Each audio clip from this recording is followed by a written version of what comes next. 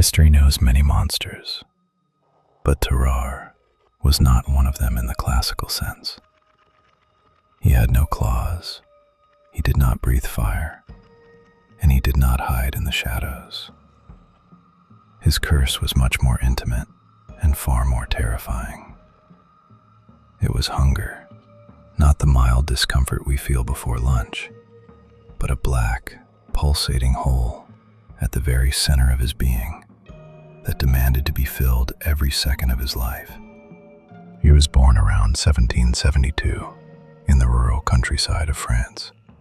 Even as a child, it became clear that the boy was broken. While other children played, Tarrare ate. He could consume a quarter of a beef carcass in a single day, and yet his body remained wasted and thin, as if the meat simply evaporated inside him. His parents, exhausted by poverty and fear, eventually cast him out of their home when he was only 17. They could not feed the abyss that bore their son's name. Tarrare became a traveling performer. A narrator who witnessed his performances in Paris described them as the most disgusting spectacle in the history of street theater.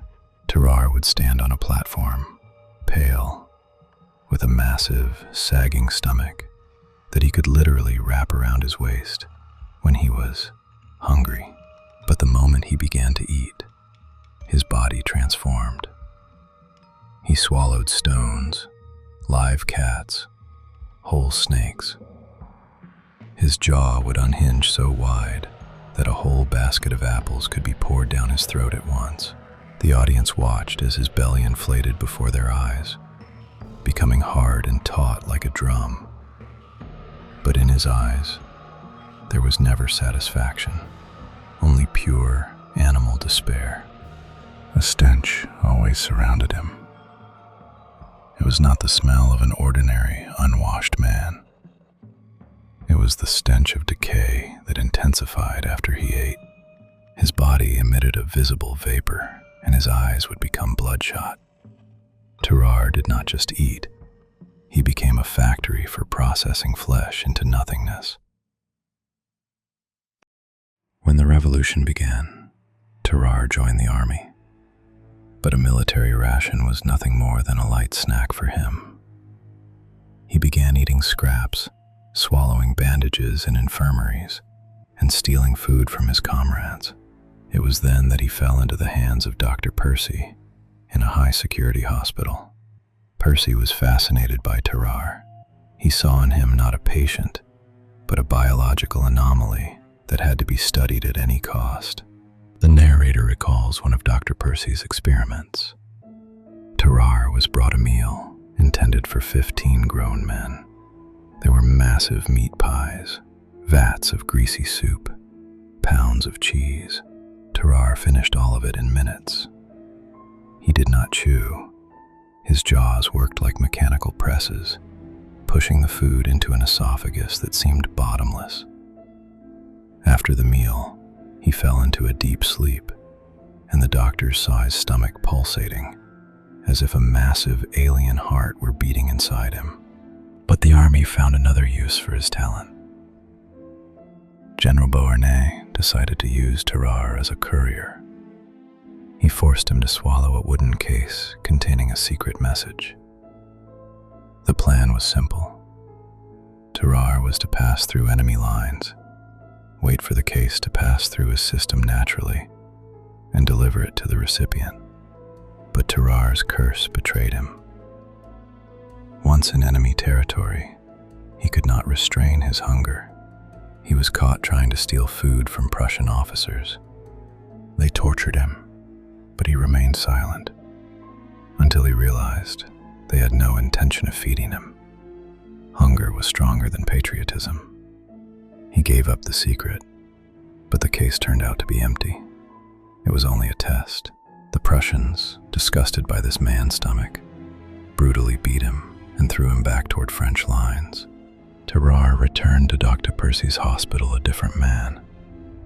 His mind had finally fractured. He begged the doctor to cure him, saying he could hear the hunger talking to him from the depths of his own belly. tried everything: laudanum, wine vinegar, tobacco pills. Nothing helped. The hole inside him only grew wider.